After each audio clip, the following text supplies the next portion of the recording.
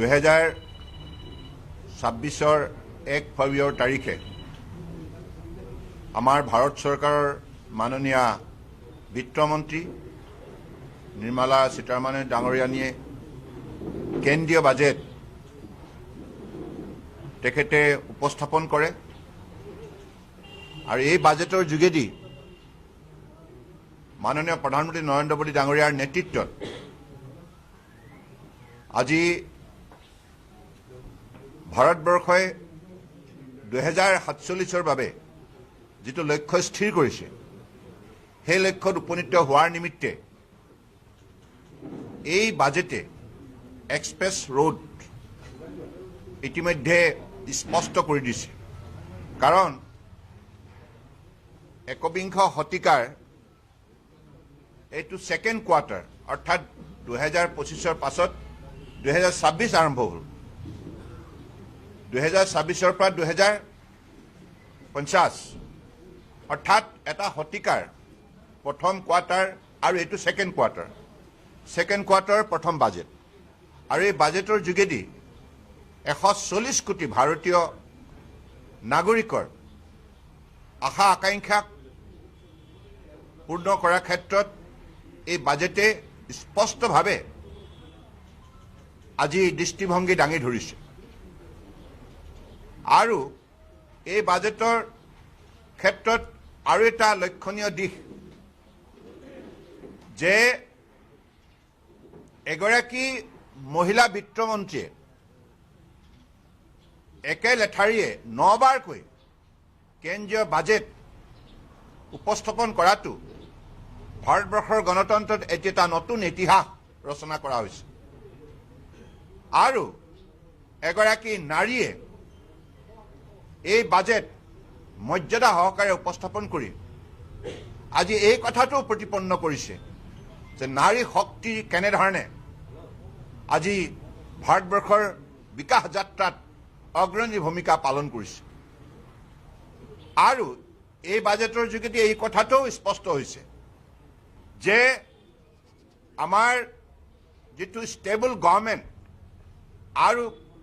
চৰকাৰখনৰ যিটো শক্তিশালী নীতি আৰু চৰকাৰখনে 140 কোটি জনগণক আস্থা আৰু বিশ্বাসত লৈ মাননীয় প্ৰধানমন্ত্ৰী নৰেন্দ্ৰ মোদী ডাঙৰীয়াৰ নেতৃত্বত যেনেধৰণে সফলতাৰ আজি এটা প্ৰতিচ্ছবি গঢ় দিছে ইয়াৰ ফলত ভাৰতবৰ্ষৰ সকলো শ্ৰেণী ৰাইজ উপকৃত হৈছে আৰু বিশেষকৈ এই বাজেটৰ যোগেদি লোকেল টু গ্লোবেল অৰ্থাৎ make in India made for the world আত্মনিৰ্ভৰ ভাৰত নিৰ্মাণৰ ক্ষেত্ৰত স্পষ্ট কৰি দিছে গতিকে আজি ইয়াৰ বাবে মই বিশেষকৈ মাননীয় বিত্তমন্ত্ৰী ডাঙৰীয়াক বিশেষভাৱে অভিনন্দন জনাইছো আজি অত্যন্ত দক্ষতাৰে এই মন্ত্ৰালয়টো পৰিচালনা কৰাৰ বাবে আজি বিত্ত মন্ত্ৰালয়ে যিবিলাক সংস্কাৰ নীতি প্ৰৱৰ্তন কৰিছে তাৰ ফলত আজি ভাৰতবৰ্ষৰ সকলো কৰ্মক্ষেত্ৰই আজি জিলিকি উঠিছে আজি মই বিশেষকৈ গোটেই ভাৰতবৰ্ষৰ প্ৰতিচ্ছবিখনৰ পূৰ্বতেই মই ভাবোঁ যে উত্তৰ পূৰ্বাঞ্চলৰ বাবে আমি কি শুভ বতৰা এই বাজেটখনে কঢ়িয়াই আনিছে এই বাজেটখনে উত্তৰ পূৰ্বাঞ্চলৰ বাবে স্পেচিয়েল পেকেজ 2 লাখ কোটি টকা অনুমোদন দিছে ফৰ কেপিটেল ইনভেষ্টমেণ্ট অৰ্থাৎ উত্তৰ পূৰ্বাঞ্চলে পোনপ্ৰথমবাৰৰ বাবে ইয়াৰ আন্তঃগাঁথনি আৰু লজিষ্টিক ডেভেলপমেণ্টৰ কাৰণে 2 লাখ কোটি টকা যি অনুমোদন দিছে ইয়াৰ পৰা আটাইতকৈ বেছি লাভান্বিত হ'ব আৰু আলফাৰ লগত যি চুক্তি হৈছিল এই চুক্তিৰ মৰ্মে 2023 চনত যিটো প্ৰতিশ্ৰুতি দিয়া হৈছিল ইয়াক তেখেতসকলৰ বিভিন্ন ধৰণে তেখেতসকলক সংস্থাপিত কৰাৰ ইয়াৰ প্ৰথমটো পেকেজ 500 কোটি টকা ইতিমধ্যে অনুমোদন জনাইছে ইয়াৰ উপৰিও আমাৰ টিয়াৰ 2 আৰু Tier 3 city, যিখিনি উত্তৰ পূৰ্বাঞ্চলত আছে, বিশেষকৈ গুৱাহাটী, ডিব্ৰুগড়, শিলচৰ, ইম্ফল আৰু আগৰতলা, ইয়াৰ বাবে চিটি ডেভেলপমেণ্টৰ বাবে 5,000 কোটি টকা অনুমোদন দিছে। ইয়াৰ উপৰিও national mental health institute Tezpur, ইয়াক এটা ৰিজনেল এপেক্স ইনষ্টিটিউট হিচাপে স্পেচিয়েলাইজ মেণ্টেল হেল্থ কেয়াৰ আৰু ট্ৰেইনিং আৰু ৰিচাৰ্চৰ বাবে বিশেষ ব্যৱস্থা লোৱাৰ কথা ঘোষণা কৰিছে। আৰু PM ডেভেলপমেণ্ট ইনিচিয়েটিভৰ ক্ষেত্ৰতো উত্তৰ পূৰ্বাঞ্চলৰ বাবে এইবাৰ 2,300 কোটি টকা অনুমোদন দিয়া হৈছে, যোৱাবাৰ 1,600 কোটি টকা আছিল। ইয়াৰ উপৰিও north east special infrastructure development স্কিমৰ বাবে 2,500 কোটি টকা অনুমোদন দিছে। NACৰ প্ৰগ্ৰেমৰ বাবেও 825 কোটি টকা অনুমোদন আছে। আৰু আগৰ যিটো খেতি, এই খেতি ইয়াৰ যোগেদি আমাৰ খেতিয়কৰ উপাৰ্জন বৃদ্ধি কৰাৰ বাবে, ইয়াত বিশেষকৈ ভেলু এডিশ্যনৰ বাবে, এগ্ৰ প্ৰচেছিঙৰ বাবে, এক্সপৰ্ট চেইনৰ বাবে ভাৰত চৰকাৰৰ তৰফৰ পৰা বিশেষ ব্যৱস্থা লোৱাৰ কথা ঘোষণা কৰিছে। আৰু বুদ্ধিষ্ট আৰু আমাৰ বিভিন্ন ঐতিহ্য কেন্দ্ৰসমূহৰ মাজত এটা বৃত্ত গঢ় দি পেলাই অসম, অৰুণাচল, মণিপুৰ, মিজোৰাম, ছিকিম আৰু ত্ৰিপুৰা, অৰ্থাৎ বুদ্ধিষ্ট আৰু হেৰিটেজ চাৰ্কুটৰ ক্ষেত্ৰতো এটা নতুন ব্যৱস্থা গ্ৰহণ কৰাৰ কথা ঘোষণা কৰিছে। ইয়াৰ যোগেদি আৰু এটা লক্ষণীয় দিশ যে বিশেষকৈ আমি সকলোৱে জানো যে ডনাৰ মন্ত্ৰালয়টোত 10% প্ৰতিটো কেন্দ্ৰীয় চৰকাৰৰ মন্ত্ৰালয়ৰ পৰা গ্ৰছ বাজেটৰী ছাপৰ্টৰ এলকেশ্যনৰ ঘোষণা কৰা হৈছিল। কিন্তু কংগ্ৰেছৰ দিনত 2004 পৰা 2014 তেখেতসকলে কেৱল প্ৰতি বছৰে 15,000 কোটি টকাহে দিবলৈ সক্ষম হৈছিল। কিন্তু ইয়াৰ পৰিৱৰ্তে আজি NDA চৰকাৰে মাননীয় প্ৰধানমন্ত্ৰী নৰেন্দ্ৰ মোদী ডাঙৰীয়াৰ নেতৃত্বত যোৱা 10 বছৰৰ ভিতৰত 7 লাখ কোটি টকা উত্তৰ পূৰ্বাঞ্চলৰ কাৰণে প্ৰেৰণ কৰা হৈছে। 7 লাখ কোটি। কংগ্ৰেছৰ দিনত 1.5 লাখ কোটি, কিন্তু আমাৰ চৰকাৰৰ দিনত 7 লাখ কোটি টকা অনুমোদন জনোৱা হৈছে। ইয়াৰ উপৰিও ডনাৰ বাজেটৰ বাবে কংগ্ৰেছৰ দিনত 2014 2,000 কোটি টকা দিছিল, কিন্তু আমাৰ দিনত এতিয়া NDA চৰকাৰে 6,812 কোটি টকা, অৰ্থাৎ ইয়াৰ পৰা 3 টাইমছ ইনক্ৰিজ হৈছে। চেণ্ট্ৰেল ডিভলিউশ্যন যিটো টেক্সৰ, যিটো আমাৰ বিভিন্ন ৰাজ্য চৰকাৰৰ সৈতে যিটো শ্বেয়াৰিং কৰা হয়, ইয়াৰ ক্ষেত্ৰত কংগ্ৰেছৰ দিনত 11,500 কোটি টকা দিয়াৰ পৰিৱৰ্তে বৰ্তমান NDA চৰকাৰে 2014 পৰা 2025লৈকে 49,725 কোটি টকা, অৰ্থাৎ 5 টাইমছ বিগাৰ। ইয়াৰ উপৰিও আমাৰ এনুৱেল যিটো ৰেলৱে বাজেট উত্তৰ পূৰ্বাঞ্চলৰ বাবে কংগ্ৰেছৰ দিনত আছিল কেৱল 2,122 কোটি টকা। ইয়াৰ পৰিৱৰ্তে 5 টাইম বৃদ্ধি কৰিছে আমাৰ NDA চৰকাৰৰ দিনত 11,484 কোটি টকা। ইয়াৰ পৰাই এই কথাটো স্পষ্ট হয় যে কংগ্ৰেছৰ UPA শাসনকালত এই উত্তৰ পূৰ্বাঞ্চলক কেনেধৰণে অৱহেলা কৰা হৈছিল, কেনেধৰণে সম্পূৰ্ণ মাহিয়াই দৃষ্টিভংগীৰে ইয়াক তেখেতসকলে পৰিচালনা কৰিছিল। কিন্তু ইয়াৰ পৰিৱৰ্তে মাননীয় প্ৰধানমন্ত্ৰী নৰেন্দ্ৰ মোদী ডাঙৰীয়াৰ বলিষ্ঠ নেতৃত্বত উত্তৰ পূৰ্বাঞ্চলক বিশেষভাৱে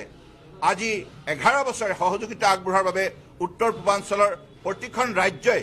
ভাৰতবৰ্ষৰ যিকোনো এখন উন্নত ৰাজ্যৰ সৈতে এতিয়া ফেৰ মাৰিব পৰাকৈ নিজৰ আন্তঃগাঁথনি, অনুষ্ঠান, প্ৰতিষ্ঠান, বিভিন্ন ধৰণৰ সা সুবিধাবিলাক অত্যাধুনিক ৰূপেৰে আজি সজাই তুলিবলৈ সক্ষম হৈছে। উৎপাদনৰ ক্ষেত্ৰতো এই উত্তৰ পূৰ্বাঞ্চলে আজি বিকাশ যাত্ৰাত বিশেষভাৱে অগ্ৰণী ভূমিকা পালন কৰিছে।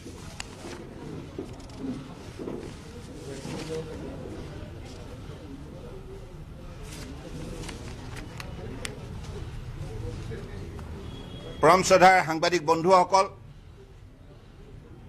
এই বাজেটৰ যোগেদি এটা কথা স্পষ্ট হৈছে যে আগন্তুক অমৃতকালৰ যিটো যাত্ৰা, এই যাত্ৰাৰ আমাৰ যুৱ শক্তি এটা অগ্ৰণী ভূমিকা পালন কৰিব লাগিব কাৰণ ভাৰতবৰ্ষক এখন আত্মনিৰ্ভৰ ভাৰত হিচাপে ৰাষ্ট্ৰ হিচাপে গঢ়ি তুলিবৰ বাবে পৃথিৱীৰ আটাইতকৈ শক্তিশালী উন্নত ৰাষ্ট্ৰ হিচাপে গঢ়ি তুলিবৰ যিটো লক্ষ্য স্থিৰ কৰা হৈছে এই লক্ষ্যত উপনীত হ'বৰ বাবে আমাৰ ভাৰতবৰ্ষৰ গণতন্ত্ৰৰ মূল যিবিলাক ষ্টেক হোল্ডাৰ আছে আজি ইয়াত যুৱক যুৱতী আছে আমাৰ মহিলা আছে আমাৰ খেতিয়ক আছে আৰু আমাৰ যিসকল দৰিদ্ৰ জনগণ আছে গতিকে এই চাৰিটা ভাৰতীয়ক বিশেষভাৱে প্ৰাধান্য দিয়া হৈছে কাৰণ আমি বিশ্বৰ অন্যতম শক্তিশালী উন্নত ৰাষ্ট্ৰ হিচাপে নিজক যদি গঢ়ি তুলিব লগা হয় গঢ় দিব লগা হয় নিশ্চিতভাৱে ভাৰতবৰ্ষৰ 140 কোটি নাগৰিকৰ সমবিকাশ আমি সম্ভৱ কৰি তুলিব লাগিব আৰু ভাৰতবৰ্ষই যাতে আমি বিশ্ব বজাৰত আমাৰ যাতে প্ৰভাৱ সৃষ্টি হয় তাৰ বাবে যিমানবিলাক বিশ্ব বজাৰত লাগতিয়াল সামগ্ৰী আছে এই সামগ্ৰীবিলাক আমি ভাৰতবৰ্ষত উৎপাদন কৰি বিশ্ব বজাৰত আমি তাক বিক্ৰী কৰিম আৰু ইয়াৰ উপৰিও ভাৰতবৰ্ষৰ 140 কোটি জনগণৰ বাবে যিমানবিলাক আমাক অত্যাৱশ্যকীয় সামগ্ৰীৰ প্ৰয়োজন যিবিলাক বৰ্তমান সময়ত আমি বিদেশৰ পৰা আমদানি কৰি আছো সেই আমদানিৰ পৰিৱৰ্তনে আমি নিজেই দেশতে উৎপাদন কৰিম আত্মনিৰ্ভৰ হ'ম আৰু মাননীয় প্ৰধানমন্ত্ৰী ডাঙৰীয়াই কৈছে vocal for local local to global অৰ্থাৎ আমি আমাৰ উৎপাদন শক্তি বৃদ্ধি কৰি আমি ইয়াক উন্নত মানদণ্ডৰ সামগ্ৰী হিচাপে বিশ্বৰ বজাৰত ইয়াক আমি প্ৰতিষ্ঠা কৰিম আৰু কোনো কাৰণতে মাননীয় প্ৰধানমন্ত্ৰী ডাঙৰীয়াই এটা স্পষ্ট নিৰ্দেশনা দিছে যে আমি কোৱালিটি কম্প্ৰমাইজ নকৰোঁ কাৰণ কোৱালিটি উন্নত মানদণ্ডৰ গুণসম্পন্ন সামগ্ৰী হ'লেহে বিশ্ব বজাৰত আমি দীৰ্ঘদিনৰ বাবে আমি বৰ্তি থাকিবলৈ সক্ষম হ'ম কাৰণ quality construction quality production will be our main objective behind every production center, every manufacturing unit. We'll never compromise this because without that quality construction, quality making of different item, it is not possible to sustain for a longer period in the global market. Because nowadays it is highly competitive market. In this competitive market, if we are to sustain, then we'll have to create our credibility and acceptability. And creativity through credibility and acceptability with better quality will definitely make us sustain in the global market for a longer period. গতিকে সেইভাবে আজি এইখন বাজেটত আপোনালোকে দেখিছে যে